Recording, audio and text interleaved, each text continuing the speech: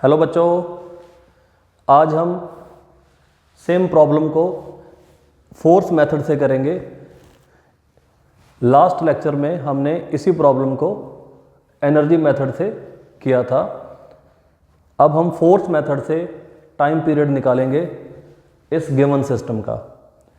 तो इस सिस्टम में एक सॉलिड स्फीयर है जिसका मास m है और रेडियस r है, और ये स्फीयर अपनी मीन पोजीशन के अबाउट ऑसिलेट करेगा when it is displaced from its mean position.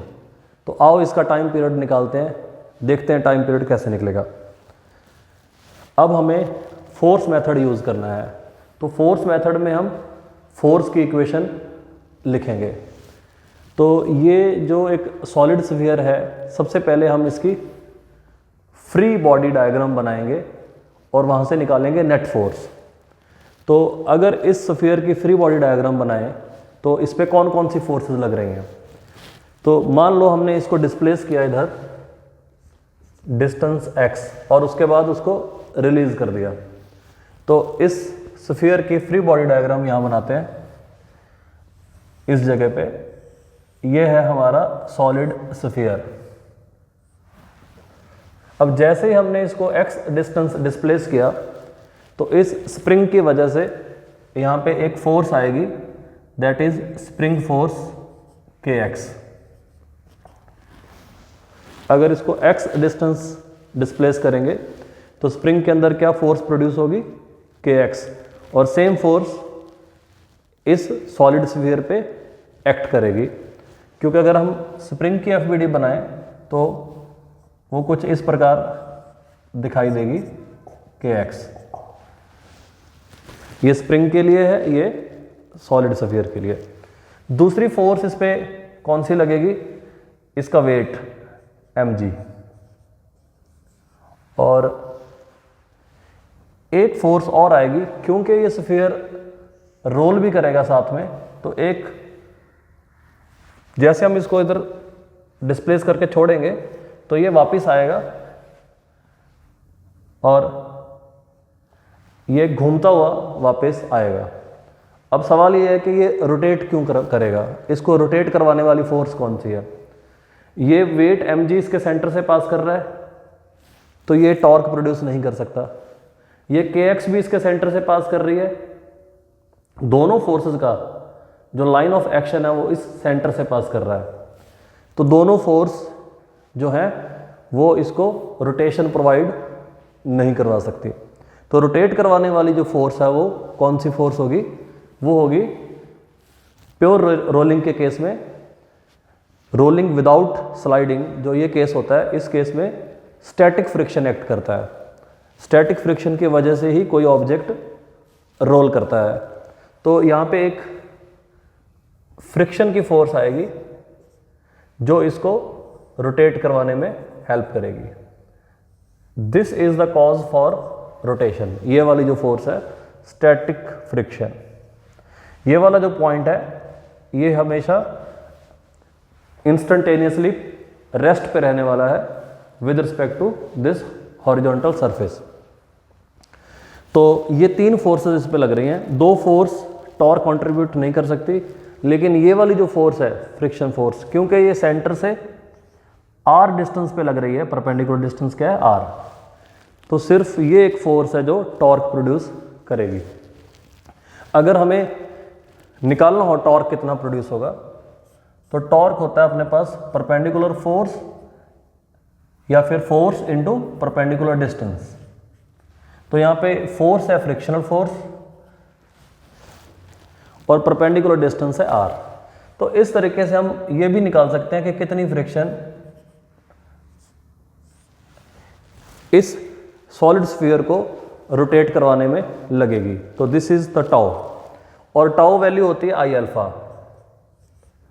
तो टॉर्क का फॉर्मूला होता है एफ आर परपेंडिकुलर और दूसरा फॉर्मूला होता है आई अल्फा। तो यहां से हम फ्रिक्शन की वैल्यू निकाल सकते हैं, स्टैटिक फ्रिक्शन की वैल्यू ये है आई अल्फा बाय आर। अगर इस फॉर्मूले में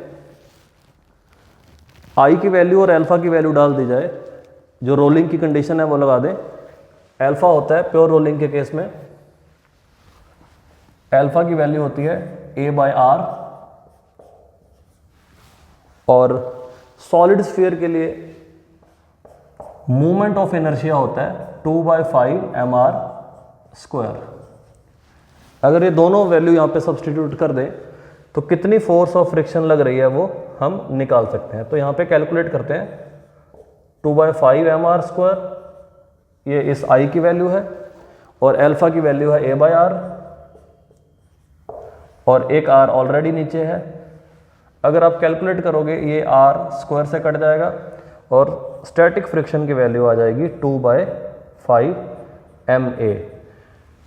स्टैटिक फ्रिक्शन की वैल्यू कैलकुलेट करना इसलिए ज़रूरी है क्योंकि हमें इस स्फीयर पे net force, net horizontal force कितनी लग रही है वो निकालनी है।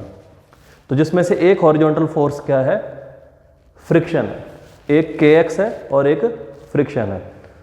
तो फ्रिक्शन की वैल्यू हमने कैलकुलेट कर ली। अब इसके बाद इस वैल्यू को यहाँ पे अलग से लिख लेते हैं और आगे यूज़ करेंगे। तो 2/5 ma।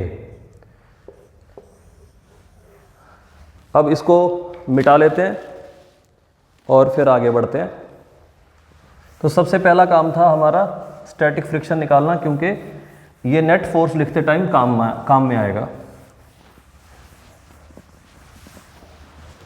अब इस स्फीयर पे लगने वाली नेट हॉरिजॉन्टल फोर्स क्या है, तो लिख लेते हैं F नेट।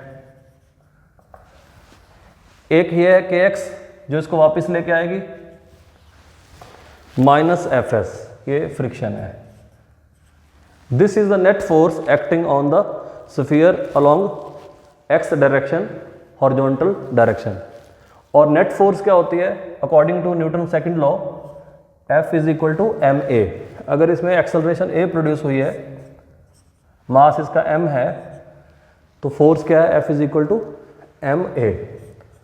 और स्टैटिक फ्रिक्शन हमने ऑलरेडी कैलकुलेट कर ली है, इसकी वैल्यू यहाँ सब्सटीट्यूट कर देते हैं, 2/5 ma। इसको इधर ले आते हैं तो ये बन गया ma plus 2/5 ma is equal to kx। दोनों को ऐड कर देंगे, 7/5 ma is equal to kx, और यहाँ से ma को अलग कर देंगे। तो ma की जो वैल्यू है वो आ जाएगी 5k, या फिर a की वैल्यू निकाल लेते हैं, a की वैल्यू आ जाएगी, a को सेपरेट कर लेते हैं यहाँ पे, तो 5k/7m। तो ये वैल्यू आ गई 5k/7m। तो a प्रोपोर्शनल टू x आ गया। तो ये SHM की कंडीशन होती है। रिस्टोरिंग के लिए हम नेगेटिव साइन भी लगा सकते हैं, नहीं भी लगाएं कोई दिक्कत नहीं है। तो ये अपने पास क्या आ गया, फॉर्मूला। और ये वैल्यू क्या होती है, इसको अगर हम कंपेयर करेंगे, a is equal to 5k/7m x। अगर हम इसको कंपेयर करते हैं ω² x से, तो ये ओमेगा मिल जाएगा। तो ओमेगा की वैल्यू आ गई अपने पास, ω² की वैल्यू आ गई 5k/7m। और इस प्रकार हमने ओमेगा निकाल लिया। तो ओमेगा की जो वैल्यू है वो मिल गई √5k/7m, और टाइम पीरियड मिल गया, टाइम पीरियड का फॉर्मूला आ गया, टाइम पीरियड का फॉर्मूला हमने फाइंड आउट कर लिया, 2π/ω होता है। ओमेगा हम निकाल चुके, 2π/ω, तो ये आ गया 2π√ω सब्सटीट्यूट करो, 7m/5k। ये वही फॉर्मूला है जो हमने एनर्जी मेथड से डिराइव किया था, 5k।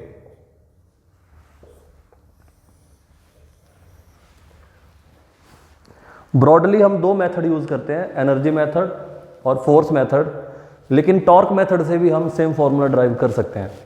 तो एसएचएम के अंदर टाइम पीरियड निकालने के बेसिकली मेनली दो सिस्टम होते हैं, और जहाँ पे रोटेशन हो रहा है वहाँ पे तीन सिस्टम भी होते हैं।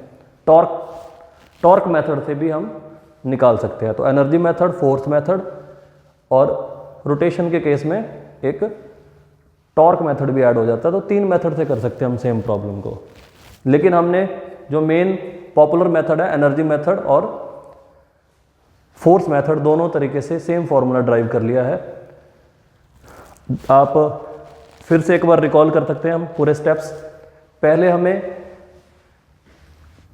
नेट फोर्स लिखनी है, वो है एफ एक्स, नेट फोर्स लिखेंगे वो है के एक्स माइनस एफ एस, जो इसको वापस लेके आने वाली नेट रिस्टोरिंग फोर्स है वो लिखेंगे। उसके बाद क्या करेंगे, एफ एस की जो वैल्यू है वो हमें यहाँ पे टॉर्क की इक्वेशन से निकालनी है। तो टॉर्क का फॉर्मूला यूज़ करके ये स्टैटिक फ्रिक्शन आ जाएगा, इसकी वैल्यू 2/5 ma आ जाएगी। ये डिपेंड करती है कौन सा ऑब्जेक्ट है, हमेशा ये 2/5 ma नहीं आएगी। सॉलिड स्फीयर के केस में ये 2/5 ma है। अगर डिस्क होती तो उसका मोमेंट ऑफ इनर्शिया यूज़ करते यहाँ पे 1/2 mr², तो वैल्यू डिफरेंट होती। तो जब एफ एस की वैल्यू आ जाएगी, नेट फोर्स में एफ एस की वैल्यू डाल देंगे, कैलकुलेट करेंगे, लास्ट में ये रिलेशन बन जाएगा A प्रोपोर्शनल टू x। ये एसएचएम होता है, यहाँ से ओमेगा मिल जाएगा, और ओमेगा मिल गया तो टाइम पीरियड मिल जाएगा। आज के लिए इस वीडियो में इतना ही। आप जुड़े रहिए, वीडियोस देखते रहिए, अब डिफरेंट टॉपिक पे और वीडियोस आती रहेंगी। तब तक के लिए bye bye, thank you very much.